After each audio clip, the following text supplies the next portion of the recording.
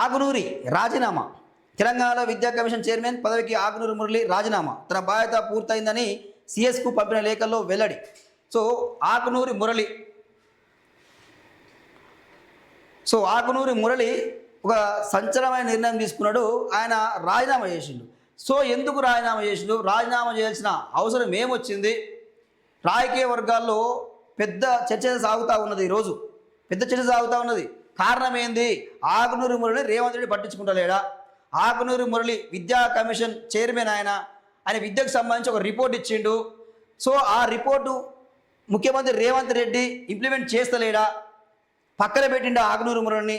ఆకునూరి మురళి వాస్తవానికి రిపోర్ట్ను కూడా ఈరోజు కేకే కమిటీకి అప్పచెప్పిండు. సో అది నివేదిక మాత్రమే అని చెప్పిండు. రేవంత్ రెడ్డి అది నివేదిక మాత్రమే అని చెప్పిండు. సో దాన్ని ఇంతవరకు ఇంప్లిమెంట్ చేయలే. ప్రధానమైన అంశాలు ఏంది?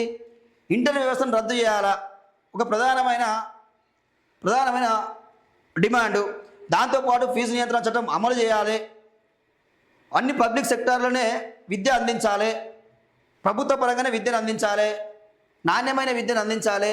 మంచి ఫుడ్ అందించాలి అని ఇట్లా రకరకాలుగా కొన్ని డిమాండ్లు పెట్టింది. సో మరి ఈరోజు ఇంతవరకు రేవంత్ రెడ్డి ప్రభుత్వం ముందుకు రాలే. ఇంతవరకు ఫీజు నియంత్రణ చట్టం మీద ఒక నిర్ణయం తీసుకోలే. సో ఇంటర్ బోర్డును మళ్ళీ రద్దు చేస్తామని చెప్పి మళ్ళీ యూటర్న్ తీసుకుంది, మళ్ళీ కొనసాగిస్తూ ఉన్నది. సో ఇక్కడ హట్ అయినట్టుగా అనిపిస్తూ ఉంది ఆకునూరి మురళి.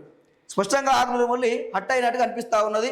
సో రేవంత్ రెడ్డి ఇంప్లిమెంట్ చేయకపోవడమే కారణము. సో ముందు నుంచి కూడా చెప్తున్నాం, ఈ రిపోర్ట్లు ఈ ప్రభుత్వాలు ఇంప్లిమెంట్ చేస్తాయా? రేవంత్ రెడ్డిది ఆకునూరి మురళి ఇచ్చిన ఎడ్యుకేషన్ కమిషన్ రిపోర్టుని ఇంప్లిమెంట్ చేస్తాడా? అది చేయడు, చెత్తపుట్ట పాలవుతుంది అని చెప్పి ముందే చెప్పినాం. సో ఎటకేలకు అదే జరుగుతూ ఉంది. ఇక సో ఇక్కడ ఏంది? వాస్తవానికి ఆకునూరి మురళి ఇచ్చే రిపోర్ట్ ఫైనల్. కానీ రేవంత్ రెడ్డి ఏం చేసిండు? అది ఫైనల్ కాదు, అది నివేదిక మాత్రమే అని చెప్పి దానికి ఒక కమిటీ వేసిండు. దానికి ఎవరు మళ్ళా చైర్మన్ కేశవరావు ఆయన ఆధ్వర్యంలో కమిటీ వేసిండు. సో ఇందులో తప్పులేందో ఒప్పులేందో దాన్ని సరిచూడాలి.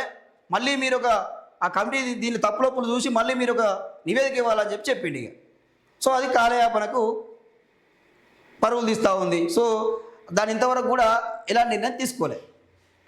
తెలంగాణ విద్యా కమిషన్ చైర్మన్ పదవికి రిటైర్డ్ ఐఏఎస్ అధికారి ఆకునూరి మురళి రాజీనామా చేశారు. ఈ మేరకు శుక్రవారం ఆయన తన రాజీనామా లేఖను ప్రభుత్వ ప్రధాన కార్యదర్శి రామకృష్ణారావుకు పంపారు. విద్యా వ్యవస్థలో సంస్కరణల కోసం ప్రభుత్వం తనకు అప్పగించిన బాధ్యతను విజయవంతంగా పూర్తి చేశారని, సమగ్ర విద్యా నివేదికను ప్రభుత్వానికి అందజేశారని ఆయన లేఖలో పేర్కొన్నారు.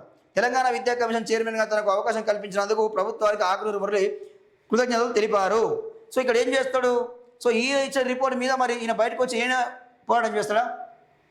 నెక్స్ట్ ఆకునూరి మురళి పోరాటం చేసే అవకాశం ఉందా? ప్రభుత్వం మీద తిరగబడే అవకాశం ఉందా? ఎందుకు మరి రాజీనామా చేయాల్సి వచ్చింది? కారణం ఏంది అంటే వాస్తవం స్పష్టమవుతా ఉంది. రేవంత్ రెడ్డి తెలంగాణ ఎడ్యుకేషన్ పాలసీని ముందు తీసుకుపోతలేడు, దాన్ని అమలు చేస్తలేడు. దాని గురించి పెద్దగా ప్రాధాన్యత ఆకునూరి మురళికి ఇస్తలేడు. విద్యకు సంబంధించి పెద్దగా ప్రాధాన్యత లేదు, కనిపిస్తలేదు అక్కడ. సో దానికే రాజీనామా చేసిండొచ్చు అని చెప్పేసి రాజకీయ వర్గాల్లో పెద్ద టాక్ ఏంది? అదే వాస్తవం.